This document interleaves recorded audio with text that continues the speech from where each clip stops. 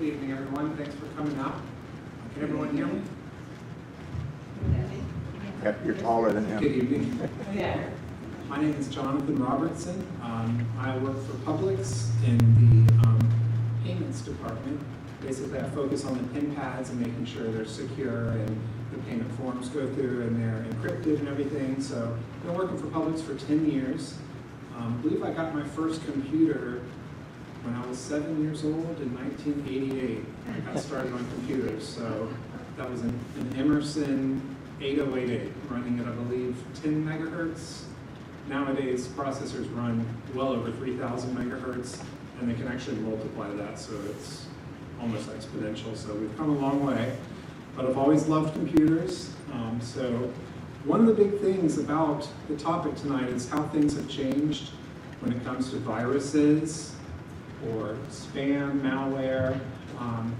Back in the 80s and even the early 90s, to get a virus or something like that, usually it had to be, you get software or something, maybe a disk that would have it on it. In the late 80s and early 90s, not many people had email, so that's not where they were getting their viruses from. So they were kind of rare back then unless you were part of a large business, where you'd be targeted, a large business, maybe someone would try to give you a virus or something like that. However, nowadays things have completely changed, and being on the internet is like going onto a minefield. So with that, we'll take a look at the first slide. The most important thing tonight that I would say that you should always remember is don't click it. That should be your go-to. Anything that looks like you should click it, don't click it until you have inspected it and really thought about it. And that could be if you're on your phone and you go to a website and the website pops up and there's other things that say like click here to scan your computer or even an ad for something else. Really think hard about it before you touch it, because the majority of the time those pop-ups are not going to do anything for you. If it's something that's catching your eye because it's a coupon or a sale, chances are when you press that pop-up or press click here or get your coupon here or search your computer for viruses or something when you're on a website, you don't know what it's going to do to your device, whether that be your phone or if you're home on your computer. So the main topic tonight is vigilance. Constantly taking a good close eye at everything that you see on the internet, and when you're connected to the internet, which when you're on your phone, you're connected to the internet pretty much 100% of the time. So how many of you have a home PC that you use for the internet? Okay, so about half of you go home and sit down at an actual PC. So for PC, I'll categorize PC as the box computer or a laptop. I'll consider both of those a PC, a personal computer that you use at home. And everyone who uses a cell phone for the internet, pretty much everyone. So cell phones are not impervious to spam and viruses. In fact, they have been highly targeted. So when you're on your cell phone, you should exercise the same amount of vigilance as you would when you're on your home PC. But what is spam? Spam is a general term for unsolicited, irrelevant, unwanted digital messages commonly associated with email, text messages, social media comments. So email, you open up your email, what percentage of the emails that are in your inbox are you really looking for and like, oh, this is the email I needed to see? It's a pretty small amount. Usually we open our inbox and it's like a bunch of junk. It could be emails from a company that we purchased something from. Amazon could be sending you 15 million updates on your product. Anyone can email you, anyone that has your email address. And I hate to say that pretty much everyone in here, your email address, there's a record of it somewhere on the internet. It's just how the internet works. People can get that stuff and do whatever they want with it. Hackers, they have access to our data through the dark web. They can find our email address. They might possibly be able to find our social security number. The reason why is because companies have data leaks. They have breaches. Watson Clinic, I believe a year or two ago, had a big data breach.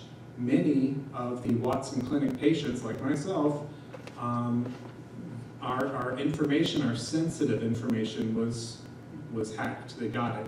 So hackers now have that, okay? But, just because they have all of our information doesn't mean they're targeting all of us.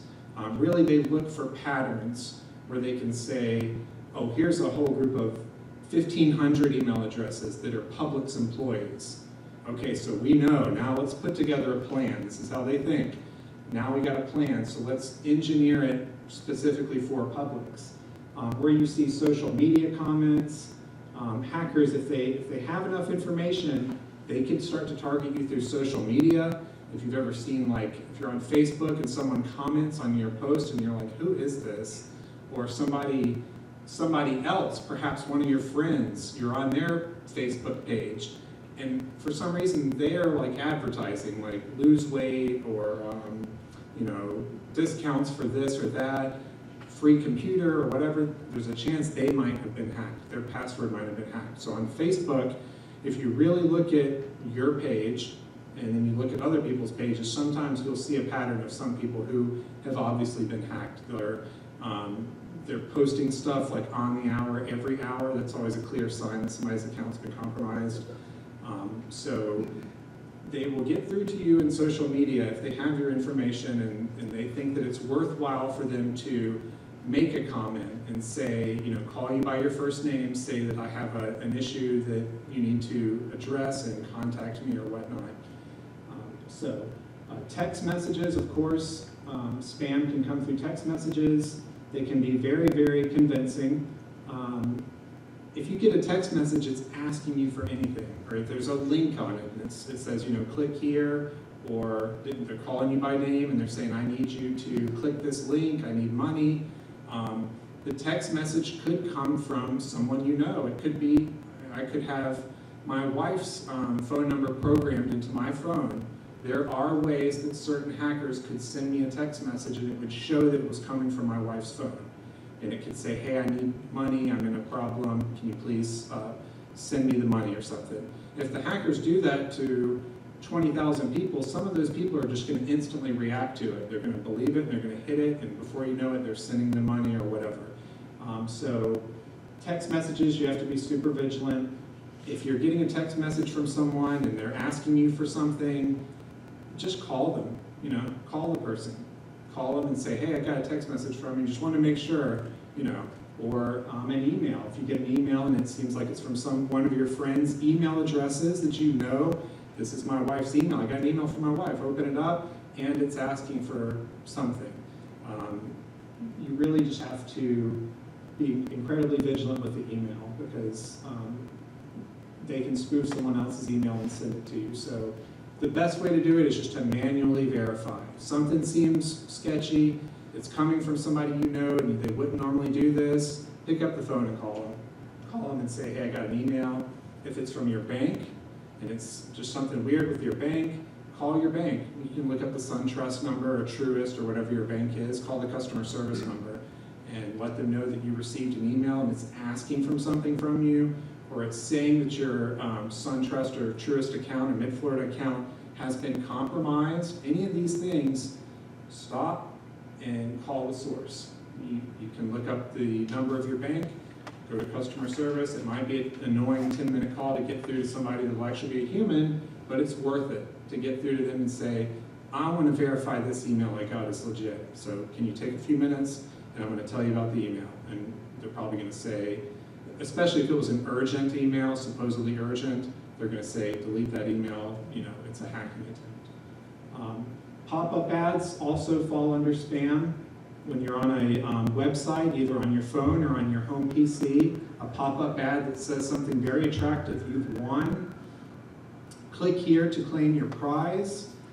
Click here to access a Gap 50% off discount, whatever. They make them super attractive. And of course, the classic has been really used to great effect in the past 10 years is the pop-up that says virus detected. So, Jonathan, one of the things, a lot of my friends maybe have been hacked on social media and somebody's impersonating them. And what I've done is I've gone and looked and to see how many friends they have, and they'll have 2. Oh, very Well, good point. This is a friend that I've had for years, Right. and I know that they have, 100 friends or That's a great more. tip. So it'll say, but they have their picture, Mm-hmm. and they'll send something that makes sense, but I don't respond, and then I get on that person and thing and send a message to Mhm. them Right. and say, you've been hacked, change your password. Smart. Nice. But it was a lot of, I don't think, I don't know if I don't think I've been hacked, but, a lot of people. But I Right. did click on something, it was somebody I knew Mm-hmm. today, and then I sent it on, and somebody said, this is a scam, and she said somebody had been real sick, somebody I knew, they said, Right. real sick, he died, his family was getting rid of all his stuff, and then they had all these cars and everything else, and since, so this person is kind of very outgoing and has a lot of friends, I thought, well, and Right. she moved out of the state, and I thought, well, Right. maybe this is, but I should have, as you said, I should have called her and said, Well, that was good for you to check the profile and investigate it that way. well, Yeah, so, I didn't on this last one today, Right. I did it, and maybe somebody could have gotten and bought what they, one of my friends to get a car, get something expensive, and give them a credit card, or Sure. lost money on it. So Right. that, you said it was a scam, so if anybody else is. Good. And I noticed you said the comment made a little bit of sense. Oftentimes, those that are trying to get to you, it's called social engineering. They basically custom their attack on you, their hacking attempt or their malware attempt. They try to get enough information to make it sound legitimate. Maybe they'll somehow stalk your profile enough to find out, oh, this is her brother. Let me look on his. I'm looking through his Facebook page and I see that he was in an accident 2 months ago. So let me social engineer a message to you that says, your brother's back in the hospital after his accident and needs you to send money or call this number. And guess what happens when you call this number? It's a whole sketchy ordeal. So these people, they have a lot of time on their hands. They're using their abilities for nefarious purposes. So it's like a person that's trying to get out of prison. They have more time to think up a way to get out than the people can think to keep them in, because they're sitting there for 24 hours a day doing nothing. But that is a good point. Thank you. We'll go to the next one here. So what is malware? Malware is just short for malicious software. So when you hear malware, it just means malicious software. It is any program or code designed to harm, disrupt, or gain unauthorized access to a computer, device, or network. We'll go to the next here. Spyware is included as a form of malware. Viruses fall under the umbrella of malware. And ransomware is the last one. So ransomware also makes up malware. Spyware, I printed out kind of an overview here because I get them confused sometimes. When you hear spyware, spyware is a type of malicious software that is designed to secretly monitor and collect information from a user's device without their knowledge or consent.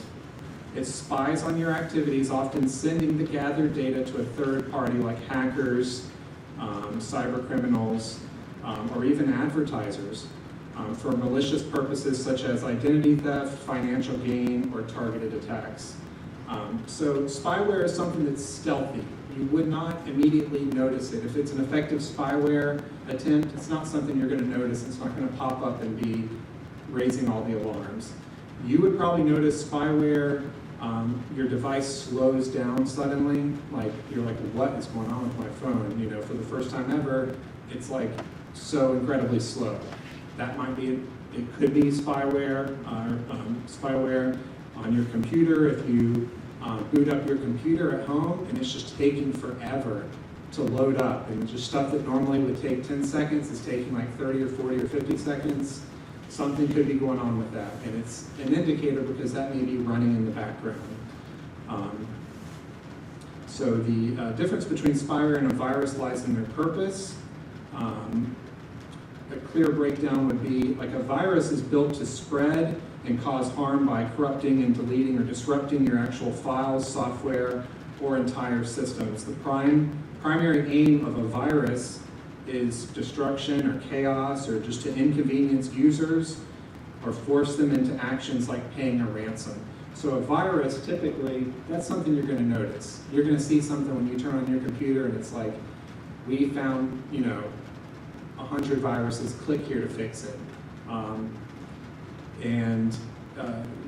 It causes harm to your computer and invites you right in, whereas spyware is just something that lies in the background. So viruses tend to be more, and especially ransomware, both tend to be more catered toward businesses, or I would say big money, like a business or a major organization where they can really get a lot of data.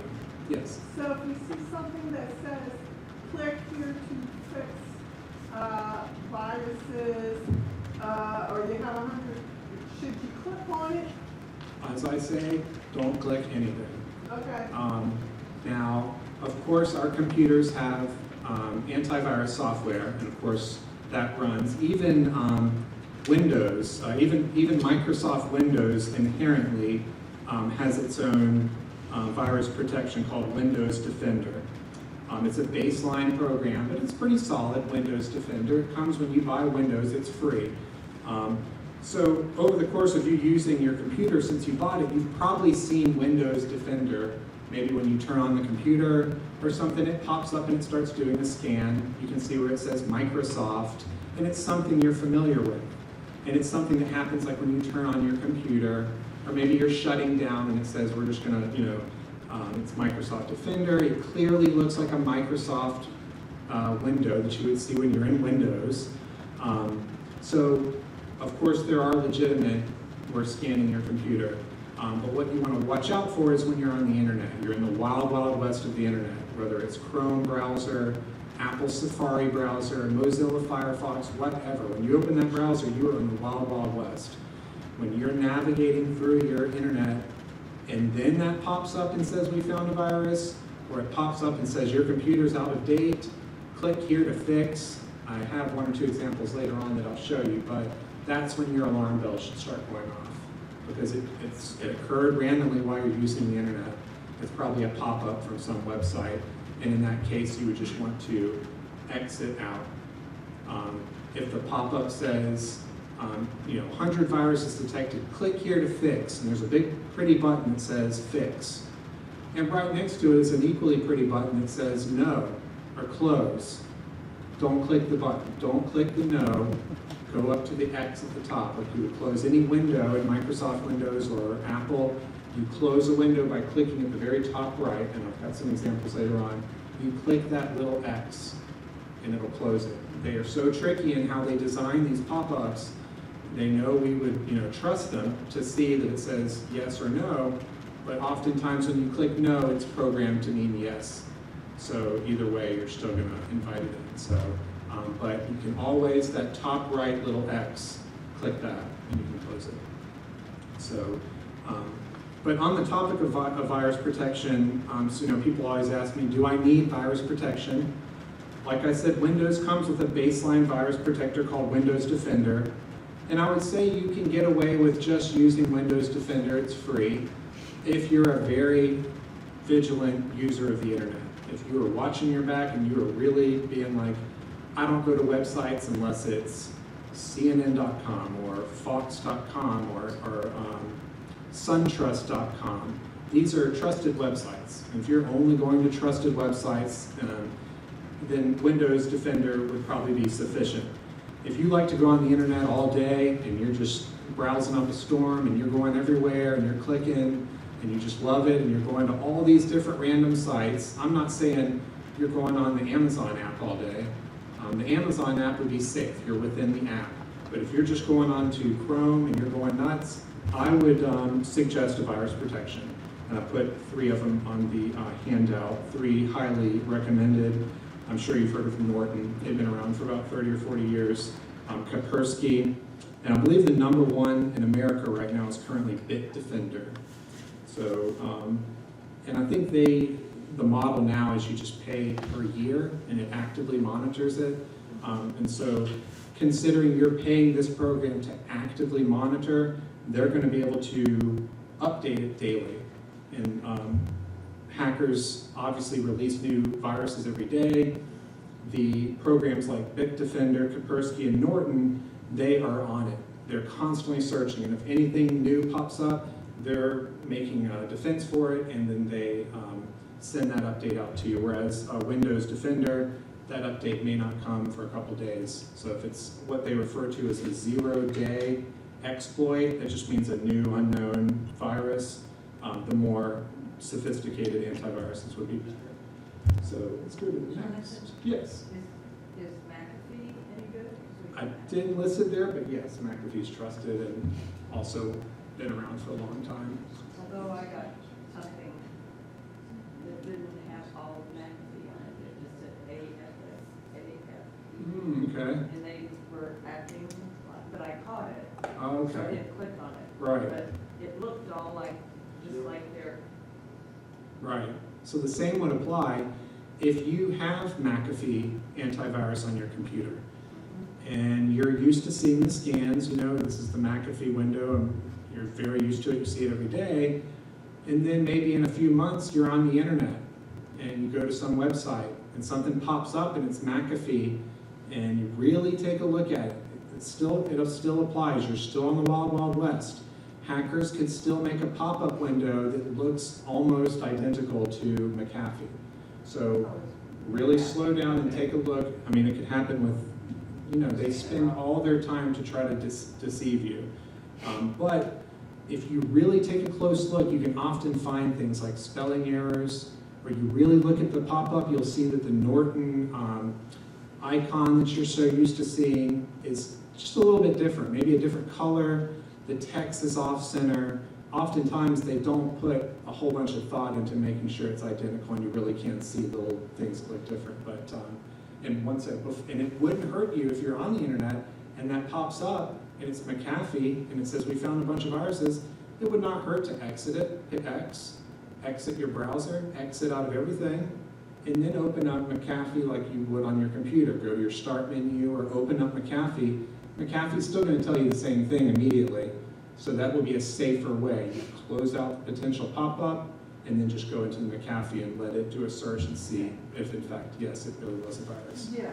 Now, can I put, let's say, Bitfinder on my iPhone? Bitdefender? Yeah, Bitdefender. Yes. So would I go to Bitdefender and buy it and say put it on my iPhone or what? Correct. I believe with that subscription type thing they have now where you just pay per year, it offers up to like 5 devices, I believe. So you pay Bitdefender, say it's $50 a year, $30 a year.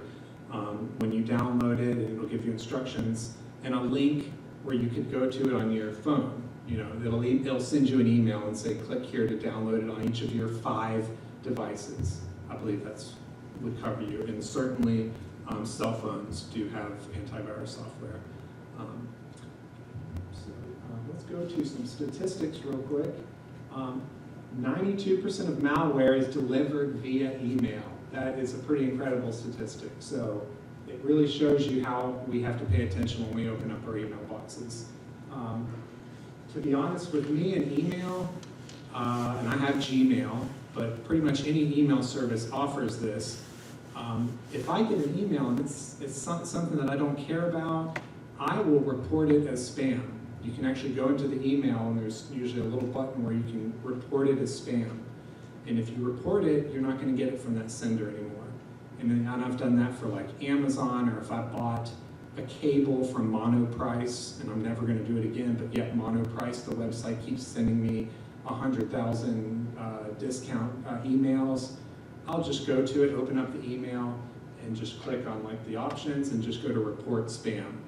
And it'll say, do you want to report, and unsubscribe, and you say yes, and you won't get any more emails from them.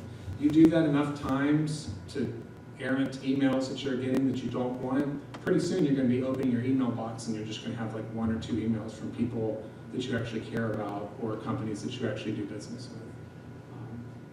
So yes, mobile, but 92% of malware being delivered via email, I really feel like that's a shocking statistic. And so mobile phones download millions of malicious packages per year, so mobile phones, they're not bulletproof. We'll go to the next one. The average cost of a ransomware attack is $4.5 million. So ransomware is a type of virus that takes over your computer device. It locks you out. Malware, or the ransomware is really only targeted to big businesses or associates that work for big businesses. So I work for Publix. Publix tells us in the IT department, and I think all 250,000 of our associates, when we are on our social media, don't mention Publix. Don't mention that we work for Publix, because people can see it, hackers can see it. They can run little bots that'll search Facebook for everyone that has Publix or Walmart or whatever, and they get that data and they send out a mass message to all of them, and they cater it to, if they found 15,000 profiles on Facebook that say in the employment section Publix, they'll send a mass message to them in Facebook that caters towards Publix. And it would say, Jonathan Robertson, please log into your Publix account here. And there's a link on the email. And I click that email and I put in my Publix name and password. Now they got my Publix name and password. So with that information, they would probably do a ransomware attack. And it's named ransomware because it holds your device or your network or your company ransom. And hackers have done this many times. They take over a company's computer system and they shut it down basically, and then they make their demand. We want $15 million, and then we'll turn over your information again. If you don't do it, we're dumping it all on the dark web. And oftentimes companies will go ahead and pay it. But the average cost for them to pay it is $4.5 million. Luckily, none of us in here as individuals are probably going to have to deal with a ransomware attack. Really, it's just businesses, it seems, are the big targets for ransomware attacks. 30% of malware involves PDFs or Microsoft Office files. So links and phone numbers. When you see this statistics, don't think, oh gosh, now I can't open a PDF. Or, oh goodness, I can't open a Microsoft Office file now. Just opening it is not going to cause this. If you get a PDF sent to you or a Microsoft Office file, what we're talking about here is you open it up and there's a phone number in there. Or you open it up and there is a link and it says click this link because of whatever. I have an example later on here, but I got this personally. So don't think it's just simply opening it is going to cause malware to be installed on your device. It's more when you open documents and you open PDFs nowadays, take a close look and think, who sent me this? Okay, yeah, who sent me? It looks good. There's no links that I'm not expecting. Now, if you have a lawyer who called you an hour ago and said, I'm sending you a PDF that has a DocuSign and there's a link in there and I need you to click on that to go to my office, and it's the guy you've talked to a million times, it's your lawyer or whatever, and then you get the file and exactly as he said, and this is business that you've been expecting, then yes, you're safer. But something that just randomly comes to you, like I said, don't click it. You can always do yourself a favor by just not clicking and spending time to really take a look at the story, take a look at the sender, and make sure that it's legit. So we'll go to the next one here. All right, preventing malware. Okay, keep everything updated. So a big one is your cell phone devices. If it says it needs to do like, it's very rare, it only happens maybe with Android devices, maybe every 6 months or twice a year, the Android device will do a system update. And it's just a very obvious thing. You may turn on your phone, and then it's just something, it's in a format and a color scheme that you're used to seeing because it's the Android notification. And note that I'm saying this would happen like when you turn on your phone, or when you unlock it, not when you're browsing the internet and you're deep in the internet and you're looking around and then something pops up and says, oh, suddenly you need to update your device. I'm talking about an actual device software update, which are pretty rare, and they actually are very obvious when it happens. And it'll say like it's Android version whatever, and oftentimes it'll say, you know, do you want to schedule this for 3 days from now? And it's very easy to get rid of. It's just like, do you want to do it now? Same thing with Apple. Apple will do its own Apple update, and they come up and you're like, I've seen this before, and it's happening when I turned it on. Those are very important because those updates update any sort of exploits that hackers could get into. So system updates, definitely do it. Often, especially with your computers at home, your PCs, reboot them often, reboot them at least every day, because oftentimes your Windows updates and stuff like that won't take effect until you reboot them. So at least every day, when you're all done, go ahead and shut it down or reboot it, because a lot of times they have updates that they need to install, and you would need to reboot them to get those updates going. With these system updates, you know, if it looks sketchy and you just don't want to click it, you're following my advice for the whole point of this, that's fine. If it's like, I don't know about this update, you know, even though I turned on my phone and I'm just going to hit no, I'm going to close it. You could ask me, you could see me in church and show it to me, you could take a picture of it. I'm always available if you want to like ask me to take a look at it. So, you know, don't be pressured into some update. But typically it's been my experience that system updates that are legitimate for Apple devices or Android devices or Windows are very obvious, and you know, they really don't set off alarm bells. Using a strong and unique password, most of us kind of use the same password for everything. I do it for certain things. You use like, you know, mydog123 for your banking, for your email, for this or for that. You probably, if you're going to use it in the same one for everything, change it at least every 6 months. It's annoying to go in and change the password, and you have to do it for everything. Go ahead and change it. When I say unique, don't make the password, you know, don't make it something super obvious. If you're going to make it password, maybe make the O in password a 0, or maybe make the S in passwords a 5. Or if you're going to do someone's name and it's Jonathan, your password's Jonathan, make it J0 in ATHAN. You know, just substituting a letter for a number that you can remember is going to make it so much more difficult, exponentially more difficult for a hacker to ever guess that password. So change your passwords at least every 6 months. Be careful where you write it down. You know, don't change all your passwords and then put it in your purse and then you leave your purse somewhere. So keep it in a safe spot where only you know about it. We are so secure at Publix, even though we're a team of associates. When we enter our passwords at our desks, we're trained. If anyone's around, or if I'm at my friend's desk asking a question, and I see him start to type the password, we turn around. We turn around and look the other way. And I think you should, you know, kind of have that same safety and care with your passwords if you're writing them down somewhere, or if you're logging into your bank and someone who's not like your spouse or someone that you trust 100% is lurking over your shoulders. Just be careful, because people can look and passwords can be remembered quite easily. So this is a very important point, which I have a picture later on to show you for an example. Don't click suspicious links. Spoiler alert, I've told you guys that 100 times already. Don't click suspicious links or attachments, just hover instead. And when I say hover, when you get an email and there's a link in it, can anybody tell me what goes off in your head to tell you this is a link? There's a whole bunch of text and then in the middle of it is a link. What would kind of clue anyone in here that that is a link? Anyone know? It's blue. Right, who said that? Oh, you did. It's blue. The links are blue. It's just a, I don't know if it's some standard in computing, but the links are going to be in blue and usually underlined. That is a link, And you should always be like, okay, it's time to slow down, there's a link here. You can hover your mouse.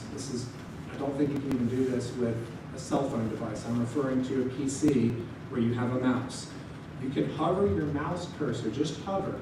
I keep my finger as far away from the clicker as possible. Just hover your mouse until the cursor touches that blue link, and simply hovering over that blue link will automatically pop up a white box to show you the website address, the URL. So guess what? If you receive an email from SunTrust Bank and it says, urgent, please click here to review your account, and there's a blue link and it says here, for you to click where it says here, and you hover over that with your mouse, and immediately it pops up the little window that says www.imgonnahack.you.com, you know not to do it. If you hover over it and it's from SunTrust, and you hover over it and it's www.suntrust.com, it's probably going to be more legit than if it's something that you're like, what is this address? So it's a very good tip to know. Whenever you get anything that has a link in it, just hover your cursor over it and give it a second, and it'll reveal the actual website that you're going to go to. Because anyone can put a link in a document or an email. You can name what the link shows, whatever you want. So I could send you an email that says, click here for your free birthday gift, period. And the blue part is free birthday gift. And when you hover over it, it goes to some random website that's going to do nothing good for you. You can name what you want. It doesn't just have to say link and it's blue. It can say anything. And so always hover over it. And by the way, if you're like on your computer and you've got multiple windows up and you're going to use my suggestion and hover over it and nothing pops up, it's probably because you're not clicked into that window. You may have opened Calculator to do like some calculations, and here you've got your email, but you're clicked on your calculator. So if you try to hover over it on the separate window, it's not going to recognize because the computer is going to think you're clicked on the calculator. So you would just click on the email tab. You might click up at the top or somewhere, and then you'd be able to hover over it. It's just a little side thing to know. We've already gone over installing reputable antivirus software. We'll go to the next one. Preventing malware, part 2. So backing up your data. I have lots of data. We all do. Backing it up, I really personally only care about my financial documents, my really important financial documents, and my pictures or little videos. That's really all I care about with my data. If somebody gets the other stuff, my video games that I've installed or whatever else, the antivirus software that I install, whatever, all this stuff, you could reinstall it. If your computer dies, you can, you can log back in and everything's going to be the same. But your important documents and your pictures are something that you should always kind of keep an eye out on. There's different ways for backing up. But I would not keep all of your important documents and your pictures just in one specific place. It's just a good rule of thumb. If you have a laptop and everything is on that laptop, there's a million ways that laptop could die and cost you $2,000 or $3,000 to send off for a company to extract that data that was on your important files or your favorite pictures. So how to back up and the ways to back up is a whole separate presentation. But you can always come to me, but just be mindful not to keep all your most important things in just one single place or one single computer and not have it backed up in like another external storage device or something else like the cloud. The cloud, when somebody says the cloud, you're like, what is the cloud? The cloud just means you're utilizing a computer that's at a different location. So say a company offers a place where you can save all your files on their server, and they promise you that 99.999% of the time, you'll always be able to access them there. And so you say, all right, cool, and you pay them $10 a month or $5 a month. This would be something like OneDrive or what used to be Dropbox. These are all ways to store your files in a different location that's not your PC. And it's usually like a huge warehouse with servers that the company owns. And when you save your files, it saves them on one of those servers. It's a secure server. And so it's now in the cloud, AKA you could still be in your computer. You could have just sent a copy over there, but you now have a copy or a backup, and it's in the cloud, meaning whatever's up there, whatever happens to your device, if you lose your phone or your computer dies or your house burns down, everything's still in the cloud. I'm sorry, yeah, I'm saying all these trash things. You would still be able to buy a new computer with your insurance return or whatever, and go on the website to that service that you're saving your files in, and you'd be able to access them again. You'd be able to copy them all back on your computer. They're in the cloud. And so that's a common way that people back up their data, and there's easy ways to do that. But like I said, that's a whole other presentation. Clearing the cache. I actually printed out a few documents over there on clearing cache, one more for Microsoft and the other for Apple. Clearing the cache, does anyone know what cache is? I mean, everybody says clear your cache. Yeah, it's your money. Cache. Cache is just temporary files that are stored in your web browser. Like if you open Chrome, or you open Firefox, or if you have an Apple device, Safari, and you load a website. You go to stockprices.net or walmart.com, and you load that website, and you see every piece of it load. It's loading all the pictures and everything. And you exit out of your browser. If you open it back up and go back to walmart.com, it's going to load a lot faster than it did. That's because those files, they've temporarily stored in your browsers to make it a fast experience. Every browser wants to be the fastest, because then you'll use it.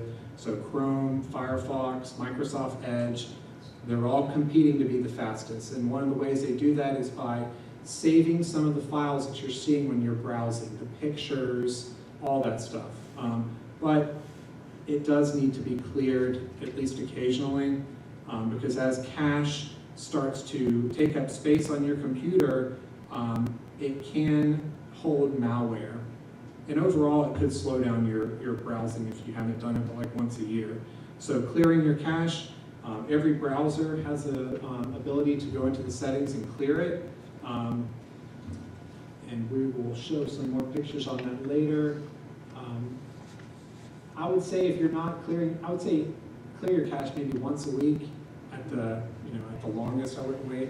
I personally have my browser so that I have a custom set, so every time I close my browser, it deletes all the cache automatically. And so yes, I have to deal with certain sites loading slowly each time because they're loading for the first time, but you're always doing yourself a favor when you clear all that cache. Download smart. So yeah, I mean, don't go on the Wild Wild West and search, find something that seems like a good idea that pops up and says, click here for a free trial of Dave's antivirus software, and you click it and you start downloading it, and you've never heard of it before. That's not downloading smart. If somebody sends you an email and you've never heard from this person before and they've got files attached and you start downloading those, you're not downloading smart. The way is to stay skeptical all the time. And this goes for your apps on your phone. Does everybody know what the App Store is on your phone? You go to, it's like it's always annoying when you're told that you've got to get an app for something. You get a new bank and they say, you can access everything you need at all times through the app. And you're like, oh, this is another thing. I've got to go into the App Store and find the Truist or SunTrust or Charles Schwab and download the app. The apps, on Apple devices, how many people in here use Apple devices? Wow, okay, so Apple devices, it seems, are a lot more locked down when it comes to the App Store. Apple is really like, if anybody wants to have an app available on their App Store, they got to go through every single hoop imaginable. So Apple, what I'm about to say, is much less applicable to Apple devices than it is Google Chrome. Chrome and Android devices, Samsung Galaxies, Android devices, when you go into their app store, there's a whole bunch more apps available. And in many of the apps, it almost looks like duplicates. Like you say, I want to download the SiriusXM app. And you go to your Android and you type SiriusXM and you search, and like 4 of them pop up. You're like, what? How could there be 4? Look closely, and this is the best measure to make sure it's legitimate. Look closely at the downloads. It'll tell you how many times that app has been downloaded. And if the first one shows it's been downloaded 300 million times, and the second one shows 15,000 times, go with the one that's been downloaded 300 million times, or so staying skeptical and downloading smart is also applicable in the App Store. So just make sure it's the app, the icon looks like what you would expect.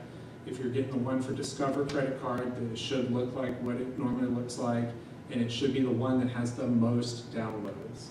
But like I said, Apple devices, from what I understand, I don't really use Apple devices. I have an old Apple IIe computer from the 80s it's like my pride and joy Apple device.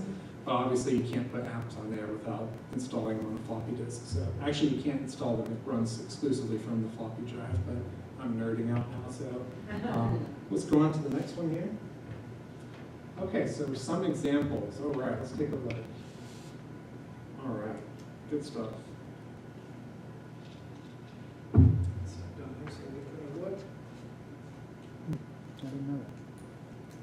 Okay, this is a website, obviously, from a PC. Say you turned on your PC and opened up the browser, and somehow you got to this website. Maybe YouTube wasn't working on your Android, and you Googled, why is my YouTube not working on my Android phone? And somehow you've arrived at this site. This site, it's pretty busy. It's got a lot coming on. This is not a very clean website. When you see up here, Cashify wants to start sending you notifications. Click allow to subscribe. This, you almost always see it in the top left. Go to one more slide, Bob, please. And one more, please. Another one here is, this is my Truist website.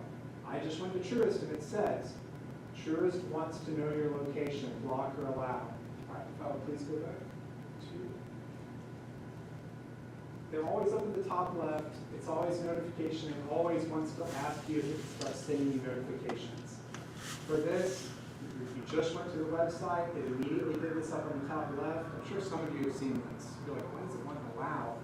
You can just go ahead and either ignore it or just say no if it is a trusted website like the SunTrust one that I just showed. It's the SunTrust site. Can you go on 2 forward, please? It's the SunTrust site, and you've been to it a trillion times. It's got the user ID. It all looks the same. You can safely click block, okay, or exit. That's an easy one. Just go ahead and you can click that. But if we go back to the previous one, this site, we don't know about this site. It's cashify.in. I mean, it's not even a .com. It's a .com. Who even knows what .in is? So I'm already suspicious about this up here. I'm looking down here and it's got a video playing. Who's ever been on a website and a video starts playing somewhere? Stay away from that video. It's not going to help you at all. I don't care how interesting it seems. And guess what? It may seem very interesting to you, very specifically interesting. You may be looking for a new Nissan Murano. Guess what? You go to a website and there's an ad here saying Nissan Muranos or blah, blah, blah. Click here to get a discount or something like that. So these videos, you may not be surprised that they're really speaking to you, and that just goes the metadata. Previously on Google, you search Nissan Murano. I hate to tell you, but Google, like other search engines, they sell your data, they sell your searches. That's how they make money. They sell it to other people, and they'll sell it. They take a log of everybody that's searched Murano, and if Murano has a deal with Google where they're paying for advertising, and Google gives them that, and Murano can kind of target you, or Nissan. So a whole discussion on how things are targeted to you, and why maybe I'm talking to my wife about going to Carrabba's in our living room, and then I turn on YouTube and it's a Carrabba's ad. Anybody ever seen that? It's very like Twilight Zone. Often it's your cell phone was nearby, and guess what? When you first bought that Samsung cell phone, and you turned it on for the first time, and it said, click here to accept the EU LA, and it was 25 pages or 100 pages. Who read all that?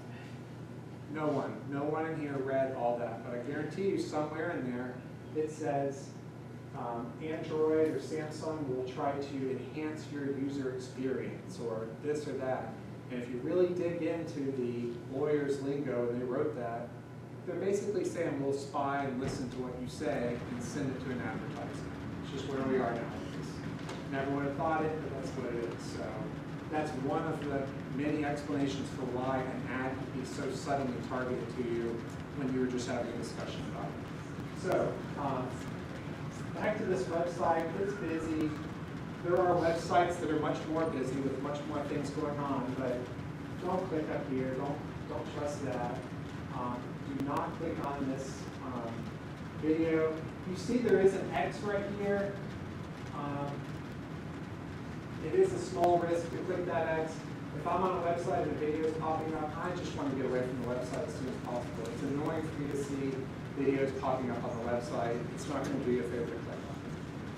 So let's do the next one, please. Here is an example of the exact opposite. This is a clean, about one of the cleanest websites you can find. This is apple.com. What a trusted website. It's not www.thisisthenewapple.website.socool.com. It's apple.com. This is a clean site. There's not a whole bunch of random stuff that you can click on. All you have up here are the products. You're on apple.com. It's clean, it's crisp. I just wanted to show you kind of the exact opposite, okay? You're more so in good hands when you're on a trusted site like this. Now, this is not to say that your computer may not have a virus or spyware that's already on it. They could try to manipulate this, and you would see an obvious pop-up on this or something. Just because this looks clean doesn't mean that some weird random thing could have happened that would raise your bells and sound off alarm bells in your head. It could mean that your computer separately has some sort of infection or something. So just because this is a clean site and you're used to using it all the time, doesn't mean that if something sketchy pops up, you shouldn't use the same vigilance and really still take a step back about what you're doing. Okay, next slide. The example of Truist with a trusted pop-up. I see it every single time I log into Truist, and every single time I click log. You don't want notifications, really. You don't want to turn on your computer and have Truist reminding you about something like that. Facebook is another one. If you log into facebook.com on your PC, it's almost always going to say, can we send you notifications? No. You don't need that. It slows down your computer. Next one. Okay. Who thinks this is a legitimate warning and the person's computer really is infected? Who thinks this is legitimate? No. Awesome. I've served my purpose. You guys have to just kidding. So this is a pop-up. I've seen some like this before. The red, the warning, any sort of urgency in an email or a pop-up, you should let them know. There should be nothing urgent going on with the computer tasking you to do something. Warning your computer may be infected. The first thing you should do when you see this is go right up there and click and close it. If it had a big button that said, bless you. If it had a big pretty button here that said click here to close, no. You're going to go up here and click the top right X like you always close a window. Click that top X. You say, well, Jonathan, what if I click that and nothing happens? Then you're shutting down your computer. Shut down your computer. Click your start menu and go to shut down. So your computer's going to be fine. And that's happening. For whatever reason, a pop-up could just be so sketchy that when you click up here to close, it may freeze temporarily or something. All hope is not lost. Just turn off your computer. If you say, well, the start button's not there. How do I turn off the start button's not there? Every single computer, every PC has one thing in common, or many things in common. One of them, you can power off that computer by the power button. You say, obviously. You do it by holding the power button for about 10 seconds. If it's a laptop, if it's a big Dell PC, if it's a server, whatever. If you just push that power button, sometimes depending on the manufacturer, nothing will happen. Sometimes you push that power button one time and it'll go to sleep. Depends on how that computer's set up. But one thing's for sure, if you hold that power button in this long, keep watching it, you hear the power turn off, when you let go, it's off.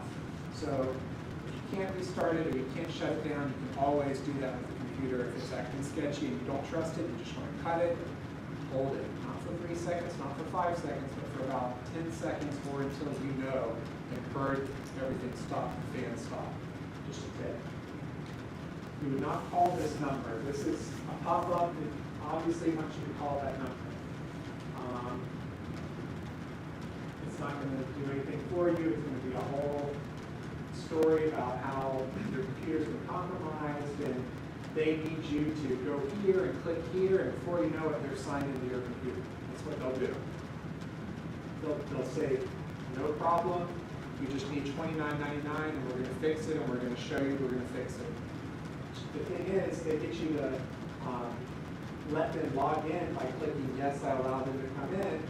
Now they're installing virus or something on your computer. So anything that looks like this, anything that sounds urgent, anything that's telling you to call, you're going to go right up here and click this.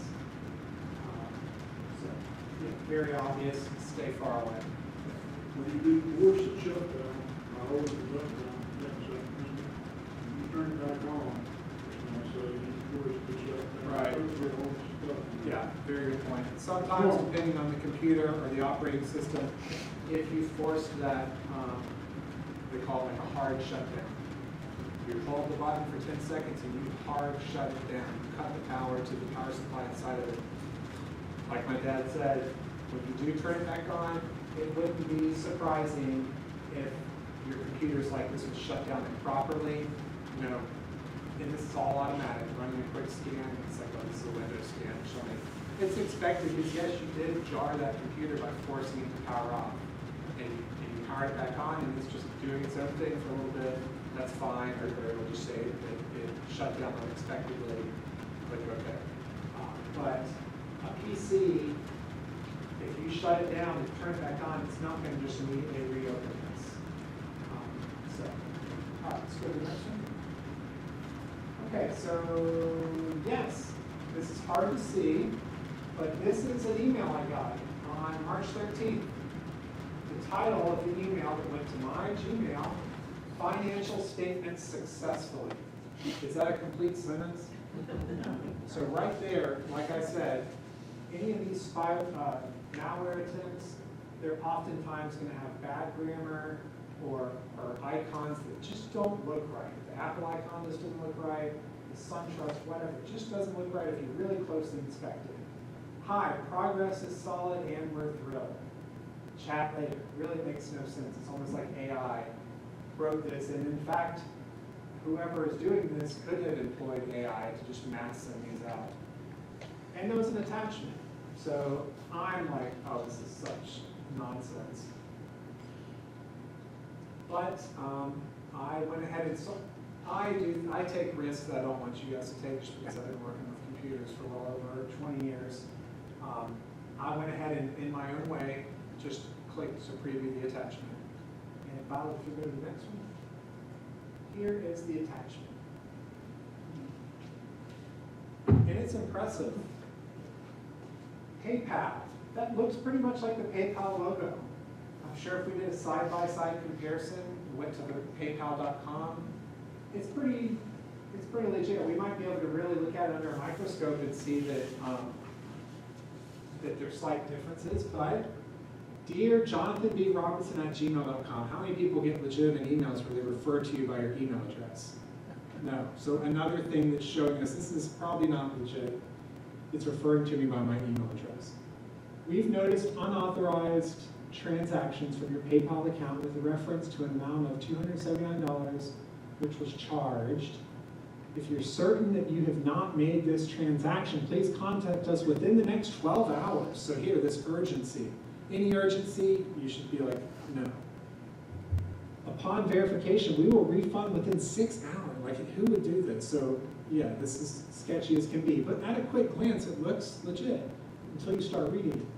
Bitcoin, you know, if no response is received with this time frame, I'm not even sure if that's supposed to be hyphenated, the full amount will be charged to your account. If you do not make this purchase, please call this number. It's the same number here. And this is funny down here, you can probably not see it, but it says in fine print, PayPal is committed to preventing fraudulent emails.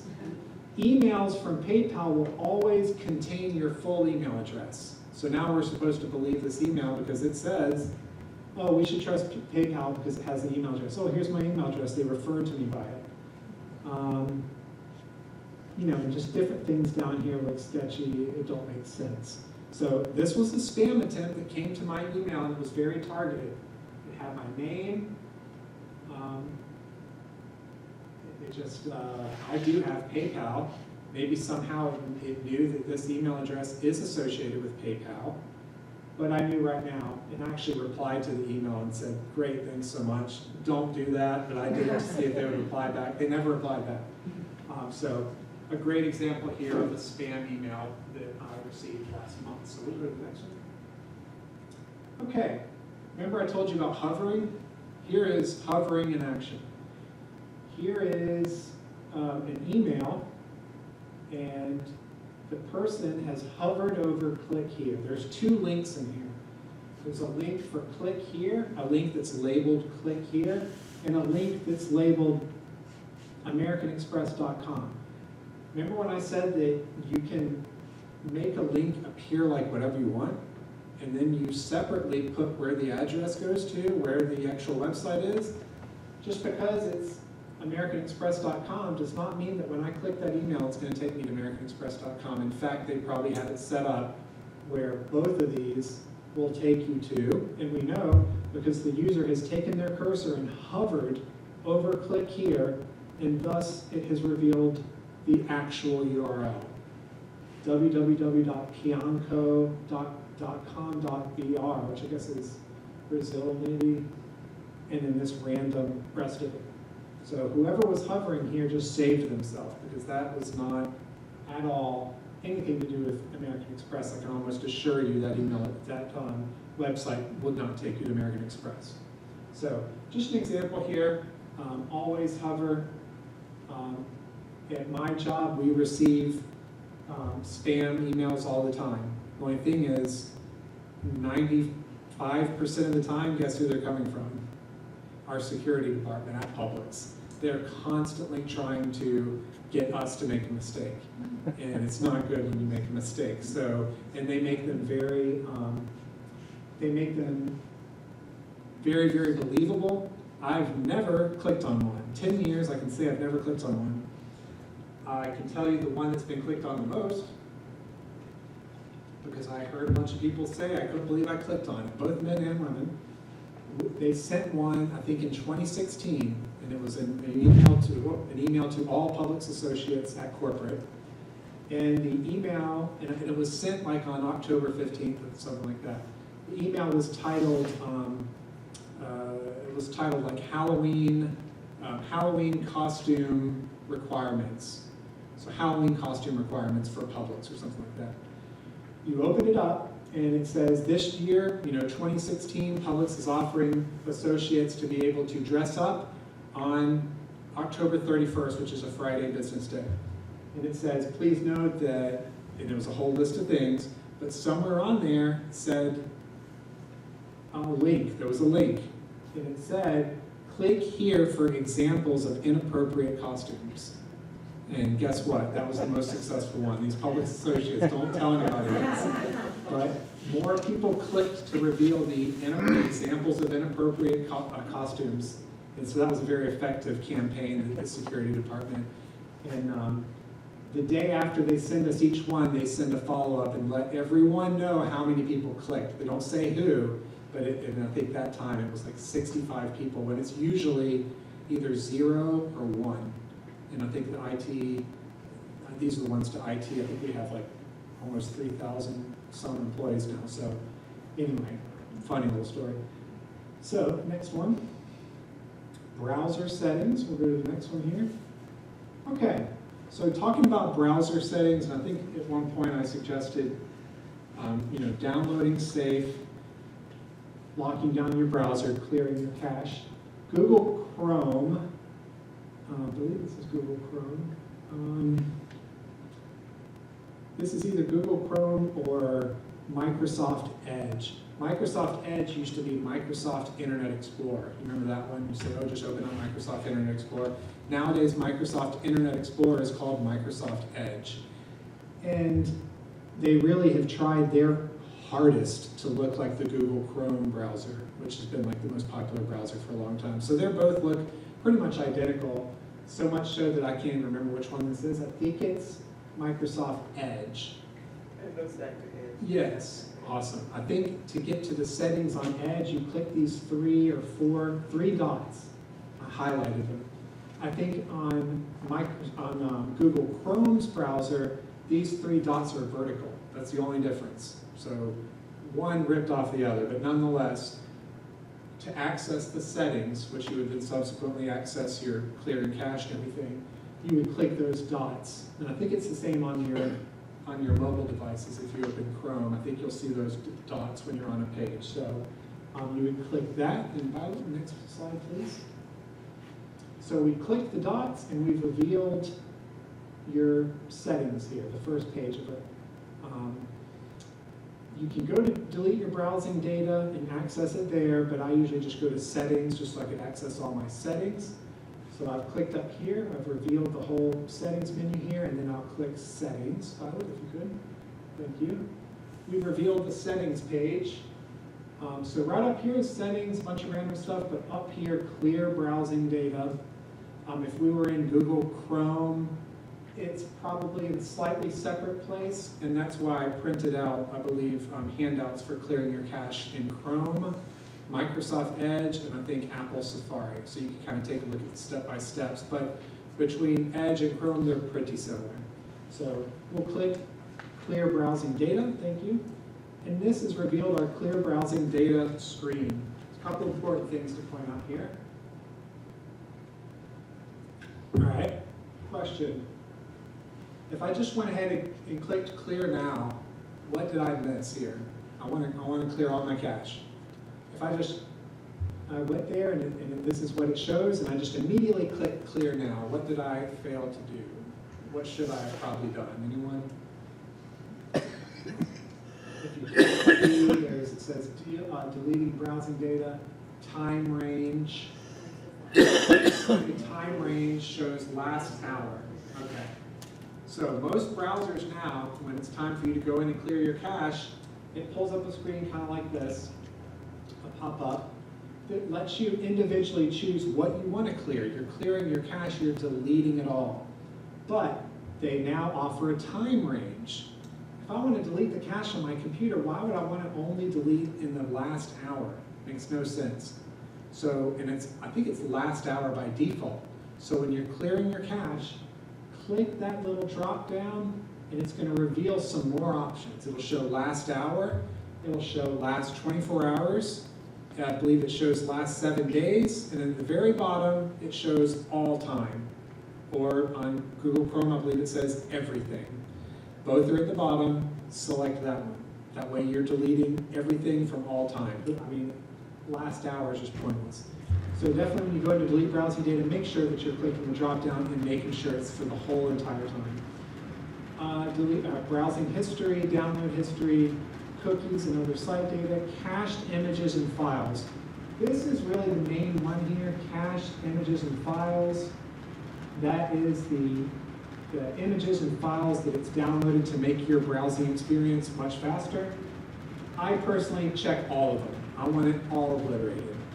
I delete them all, so I check every single one. Notice there's a little thing here to scroll down. See that little bar there? They don't really want you to scroll down, but if you take that and scroll down, it reveals a few more things that oftentimes are unchecked. So when you get to this window and it's time to clear your cache, 2 things you need to check. Make sure your time range shows all time or everything, and make sure you've checked all these things unless you have some reason why you want to leave maybe passwords. If I scroll down here, one of the other options beneath these four would be delete passwords. You know, maybe you want to keep your stored passwords because maybe you logged into Amazon and you just want to always stay logged in. I would recommend checking them all. So the point is, scroll down and make sure that there's not some other things that you should not have also checked before you then click clear now. That way you get everything. Okay, so next one. What about the sign out first on big copies? Go back. It says sign out first. Yes. That's where everybody wants. Okay. This will clear your data across all your sync devices signed into clear browsing data from this device only. Sign out first. So this means, this right here leads me to believe that I was right. This is Microsoft Edge that we're in. We're not in Chrome here. We're in Microsoft Edge, and guess who makes the operating system that I took this from? Windows. Microsoft makes Windows. So I was running this on Microsoft Windows, and I was using Microsoft Windows' own browser called Microsoft Edge. Microsoft, along with many other companies, they want to pull you into everything. They want to have your email, they want to have your browser, they want to have your computer. They want to have your same login for every single thing so that they get a better picture of who you are. It's called your metadata. And whatever they want to do with that information, they're basically, you're kind of buying into everything. You're signing into everything. And a lot of people are comfortable with that. Bless you.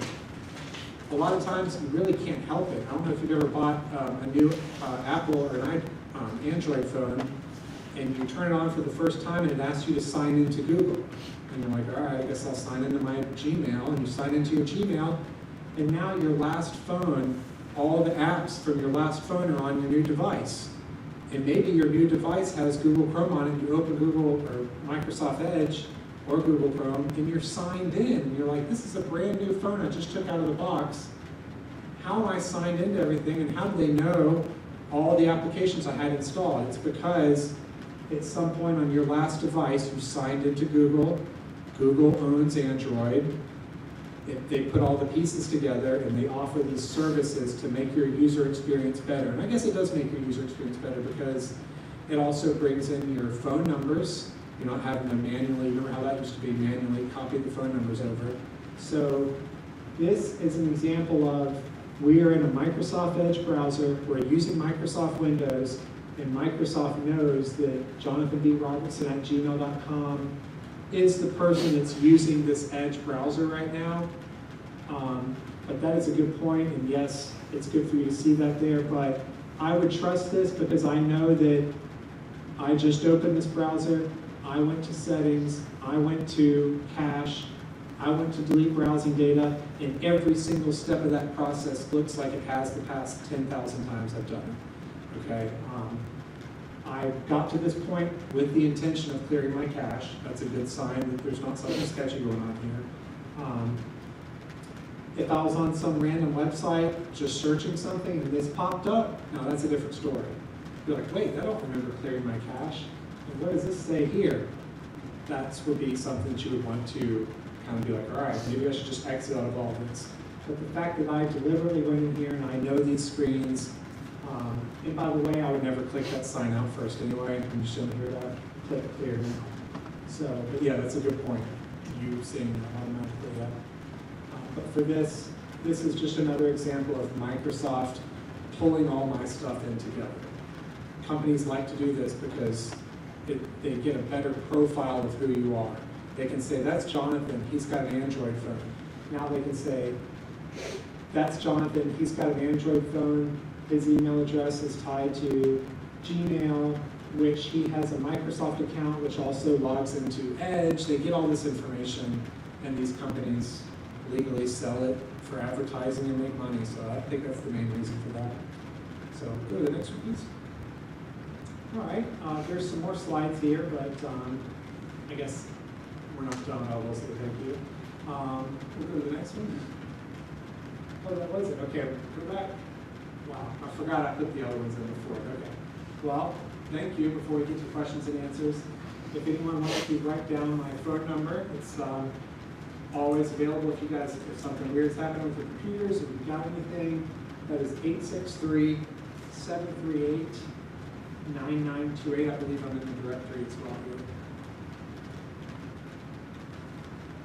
I should have put this on printouts. The email address, if you want to email me, Jonathan, it's JONATHAN, B, Lloyd, Robertson, ROBERTSON, @gmail.com. So if you ever want to contact me, text me, just let me know. Just introduce yourself so I know it's not just some random text. With that, anyone have any questions? Everybody feel safe? I want to make a follow-up suggestion. Yes. In a similar manner to hovering your cursor over a link to see where the link is actually going, not just what the link says.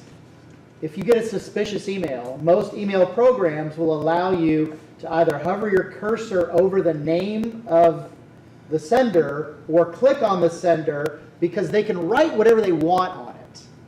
But you can reveal what the actual email address is. So we've been scammed here by people receiving an email that has my name on it.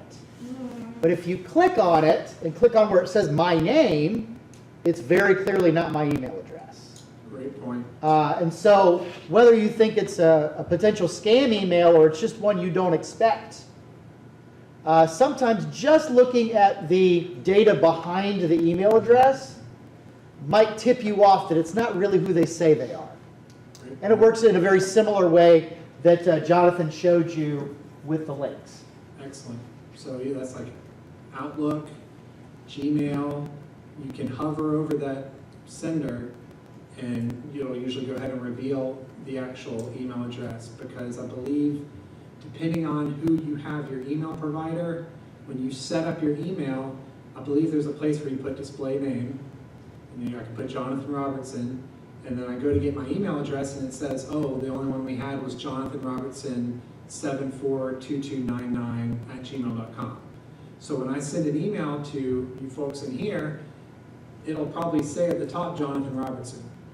But like Father David said, if we hover over that email address, it'll show. It's Jonathan Robertson 8229944 or whatever.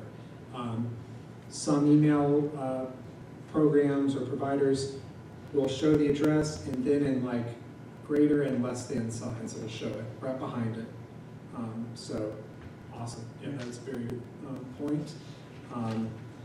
And actually the handout, I don't think I went over the handout word for word. I'll just kind of go through these in case I missed some. How to spot spam, of course, emails from unknown senders. It's a dead giveaway. You don't know who it is, chances are just go ahead and delete it. I mean, if you're curious, you want to open the email and not touch anything, or you want to hover, you don't click on anything, and then go ahead and report it to spam. You don't have to see it again. Offers that sound too good to be true. You get an email and there's an offer. An email that shows any sort of urgency, especially if it's anything finance related or someone you know, time to slow down and either contact the person or the bank or whoever.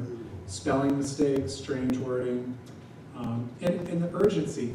If it feels suspicious, don't click on anything, even if it has your information. Because we live in a day and age where they are social engineering these attempts, where it's going to have, I showed you the email I got with PayPal. It had my name, it was the email address, but that was enough. So don't let them fool you if it has your information on it. Or if they contact you via like Facebook and it's like, we heard your friend was in a motorcycle accident, and your friend was in a motorcycle accident, God forbid. They somehow figured it out. They spent enough time to figure it out, and that's the whole beginning of their scam story. How malware sneaks in, obviously clicking links. Downloading files from untrusted websites. I don't go on websites unless, honestly, if it's Amazon.com or CNN.com or you know, Apple.com, Walmart.com. These are trusted. It's just Apple.com or something.com. I'm not really trying to go to websites that I've never heard of, and you get down the rabbit hole and you're in some strange website. It's just, it really is the wild, wild west. And when you're on a website like that, you do not want to download anything. you know, you remembered some game you played 10 years ago on the computer, and so you're like, I want to get that game. It was called like Ace Defender. You go on Google and you type in Ace Defender and you hit enter, and you go to a website and it says Ace Defender, free download. This game came out 10 years ago. And you're like, sweet, this is what I wanted. You go to it, it says download here, and it looks very legit. Ace Defender. You click download, and you just may have opened yourself up for everything. So yeah, it's even some websites that, like, I'm trying to think of an example. There's a website called, I think, oldversion.com, something like that. And you can go there and get old versions, just big surprise. You can go there and get old versions of applications. So if for some reason I wanted to install, not Microsoft Word, but some game or some application that I used a long time ago, but you can no longer get, and you go to that website, it's a legitimate website, oldversions.com, and I'll type, Minesweeper or something, and it has a whole list of Minesweeper, the version from 2011, the version from 1990, and whatever. Even there, you can click on it, and oftentimes it'll pull up another window, and it'll say, click here to download. There'll be a big green bar that says download. But then somewhere else will be another link that says click here to download, and you're like, what? There's different places to click download? You don't know? Just close the site. Don't worry about it. Forget about the game. If it's something that you're really searching for on the internet, you can always come to me and I can try to find it for you from a trusted site. But even trusted sites make things a little bit sketchy sometimes. If you see two places to click download, that's always a dead giveaway, especially if one of them is a big, beautiful green button and the other one is down here. Usually, it's been my experience, the one that I was looking for is the tiny one. And if I clicked the big green one, who knows what would have happened. You know, I could have installed an advertisement. So yes, always be vigilant. Pop-up ads that trick you into clicking allow. We already went over the fact that a pop-up ad can say allow, and right next to it say cancel or close, but the cancel or close also means allow. So again, we want to go up to that top right X and close it. And yes, your device can slow down. Malware, if your device or your computer suddenly starts slowing down, come to me, or think, just be vigilant at that point, because that could always be an issue with malware. So don't open emails or links from strangers. Use strong passwords. Don't use just password or your name or your dog's name or your date of birth. Any password should have a disconnect from your personal life and data. It shouldn't be your the name of your city or the address or your date of birth or Jonathan 08/26/1981 or something like that, because if hackers want, they can, there's programs where they can just put in some information and hit click and it'll start trying them all. So your password should be something that's kind of disconnected from you, not your animal's name, something like that. So use strong passwords, keep your devices updated. Just rebooting your device is usually going to keep them updated. You don't want to keep your home computer on for a month, because sometimes it needs to reboot to apply these updates. So reboot, keep them updated, avoid free, untrusted apps or downloads from unknown sites. That gets back from the App Store. You look at an App Store and maybe you got a new phone and it doesn't have a calculator on it for some dumb reason, and you go to the App Store, you type in calculator, and there's 50 different calculators, okay? You're already in a minefield, because some of those calculators, it'll say free best calculator ever made. You click that, you get the calculator and you're using it, and an ad may pop up. Who knows what's going on? So avoid these free apps that are untrusted or sketchy. We already went over clearing your cache. What to do if you suspect trouble? I say turn off Wi-Fi, but that would be more of like a ransomware, like somebody has actually taken over your computer where you're seeing them moving the mouse on your screen and like typing or something like that. Yes, unplug your internet or just power off the device. It's never a sin to just power off your device. If If a pop-up, if you can't get out of it and you click that little red X and it doesn't close, or something's weird and you can't get out of your screen, or something popped up and said, install something and you're not comfortable with it, just power it off. Your phone, I believe most phones, you can hold the power button and then it'll pull up something where you can say power off, shut down, or restart. It's not going to hurt any of your devices to force a restart. Just do it. You're better safe than sorry. And yeah, if you've been hacked and really we have a situation where unfortunately you've been hacked, God forbid, things have been taken from you, changes have been made on your computer, come to me. I'm here at the late service every Sunday. You've got my phone number and email, but you're going to want to change your passwords at some point soon after that. You're going to want to change your passwords. You know, always contact your bank. This goes for like credit cards or anything like that. If something's sketchy happening with any sort of charge on your account, just call your bank immediately. If you have a charge on your account and you got a text message alert and it says click here, and just call the bank. Look up the number and just call the bank just to be sure. Your trusted bank, ask a trusted person or tech support for help. And yeah, so tech support nowadays is not always tech support. That big ugly red pop-up that I showed you that had a number, they're tech support. You call them and they're going to kind of sound official, but it's not tech support, it's like reverse tech support. They want to get into your computer to cause problems. And later on, they'll say, we can fix that problem we found if you give us $100 or something. So, you know, reach out to me. We already went over virus protection, and I think that's pretty much it. When you're in the wild, wild west, just be super careful. It's best to just stick to your trusted apps and be safe on the internet. Thank you, John. You're very welcome.